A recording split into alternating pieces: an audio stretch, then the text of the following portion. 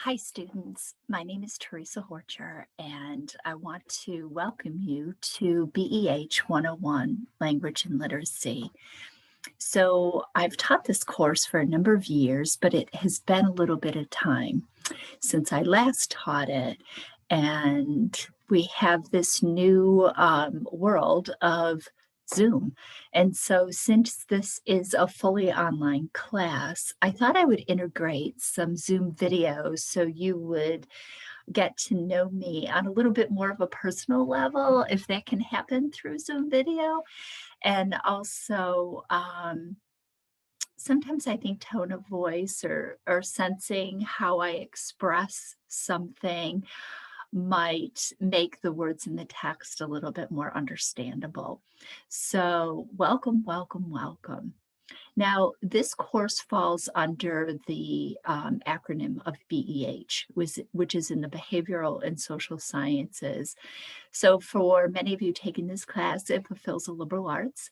But most of you in this class will probably be in the early childhood degree program, and that's the focus of this course. So we're going to be talking about language development in children and literacy, listening, speaking, reading, and writing, those core elements and how important they are to child development. So within the context of this course, I'll be talking an awful lot about the you as a teacher, but it's also valuable for childcare providers and parents. Anyway, I just kind of wanted to get that out of the way. If you discover that you're in this course and you think, I don't know why I'm in this course, you might want to reach out to me and we can talk about it a little bit more. So take a minute after watching this video and look over the syllabus and the assessment or grading sheet that I have, and I'm going to talk a little bit about them now. So the required textbook for this class is Early Literacy in Preschool and Kindergarten. So that's our group. That's the mind that we're going to be thinking about, and that's written by Beatty and Pratt. If you get an older copy, if you can find a used one on Amazon, go for it.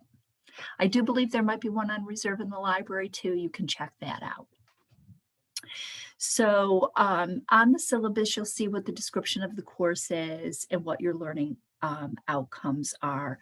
We're going to be talking about, what comes naturally with children and what are the skills that we're going to be teaching children. So what comes from the outside, what comes from within that child and what comes from the outside. Talking about the importance of books and presenting books and book selection.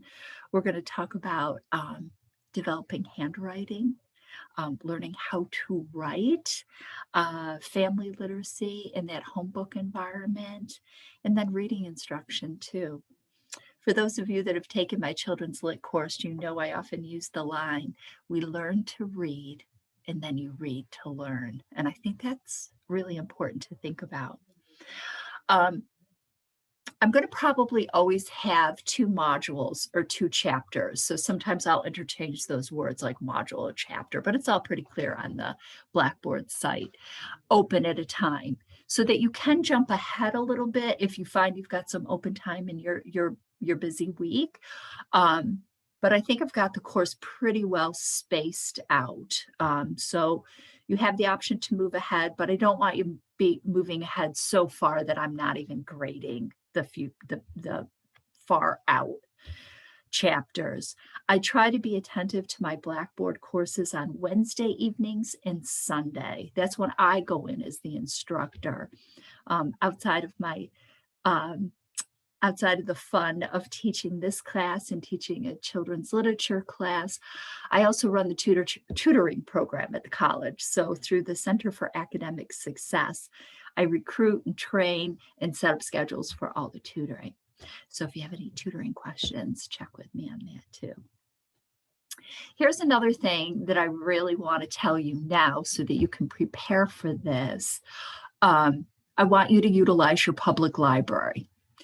Now, this is a resource that you as a teacher will naturally be in awe of and grateful for.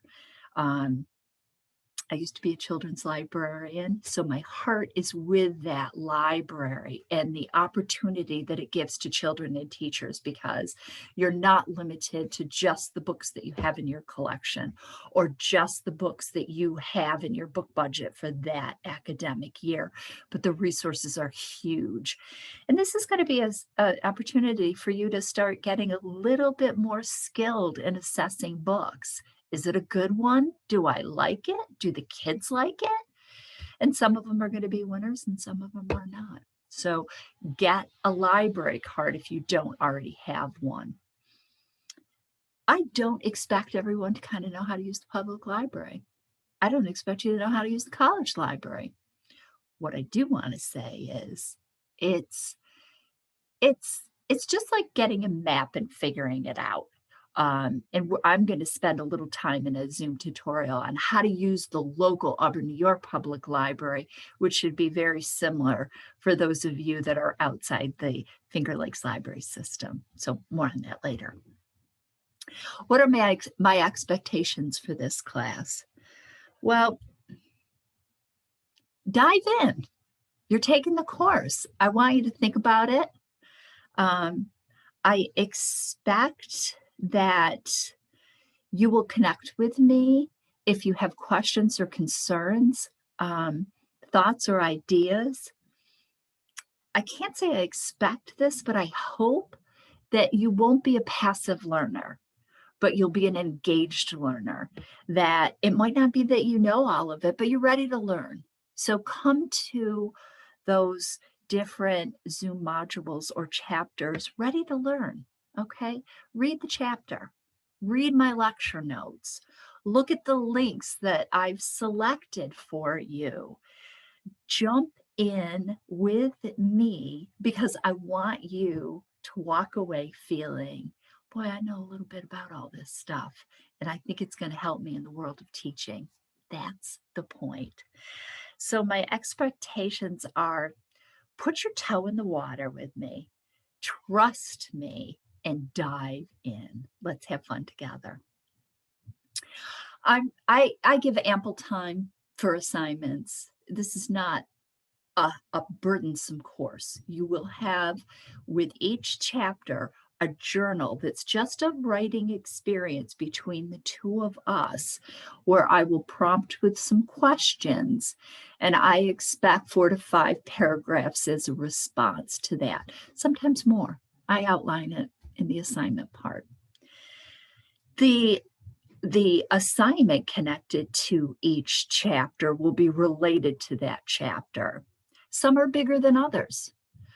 It depends on what the meat of that chapter is. Again, I don't do these assignments because I'm trying to make your life difficult. I'm trying to reinforce what's been presented in that chapter. So again, dip your toe in the water and dive in. I'm not crazy about late work. That doesn't mean I won't accept it, but it doesn't mean you're going to get a great grade on it. I'm going to knock off some time. But I understand that life happens and it's complicated, this world right now. If you are using words from the textbook or my lecture, go for it. All I ask is that you put it in quotes. Okay? So then I know that what isn't in quotes, those are your ideas. Those are things you thought up. And the pieces that you took from the chapter, I did it in the lectures. I think they're so important. I want them in there. You can do the same thing in your assignments. Just make sure you give credit to the source. And I'm not asking it to be complicated. You can just say, in the lecture, Teresa Horcher said, quote, okay? I guess that's it. That's it to start. So I just wanted to tell you that the assessment is for each chapter. You'll have a journal question you got to write out, and you'll have assignment. Each one is worth 5 points. Okay, so there's 10 chapters. There's a journal for every chapter, and there's an assignment for every chapter. Some of these will require books from the public library. Get your library card. I'm giving more time for the first chapter of this class. So get your library card. After chapter number 5, you'll have a midterm, 50 questions, 1 point a question. All of it comes from the lecture and the textbook. So stay on top of things and you'll be fine.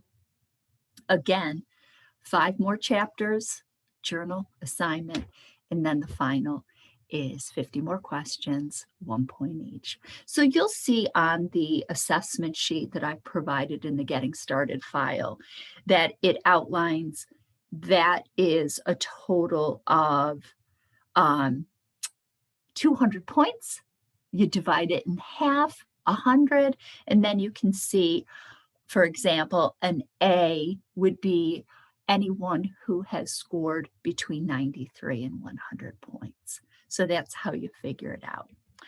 Okay, so that's my first Zoom video. I don't want to talk anymore because you're going to get a whole bunch more of them. But anyway, welcome to the class. If you have any questions, reach out to me by email, and we can set up a time to talk either by email or cell phone or a Zoom meeting. So welcome.